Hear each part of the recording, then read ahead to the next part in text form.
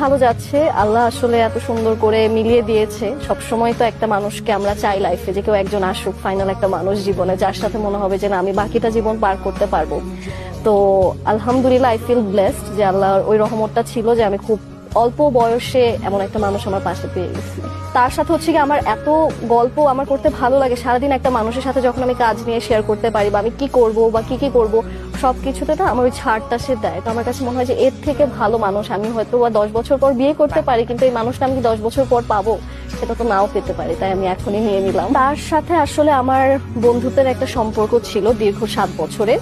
তারপর সে 7 বছর থেকে আমাদের একে অপরকে জানাটা হয়েছে 1 বছর। তো 1 বছর পর সে আমাকে বলেছে যে সে আমাকে জানুয়ারির 10 তারিখে বিয়ে করতে চায়। তো আমি বলতাম যে আচ্ছা আসো দেশে দেখবো কে বিয়ে করে, তখন যদি মনে হয় আমার বিয়ে করতে ইচ্ছে করছে তখন আমি বিয়ে করে ফেলবো। সে অ্যাকচুয়ালি এসেছে দেশে অ্যান্ড সব বাসার সবাইকে নিয়ে আমার বাসায় হাজির।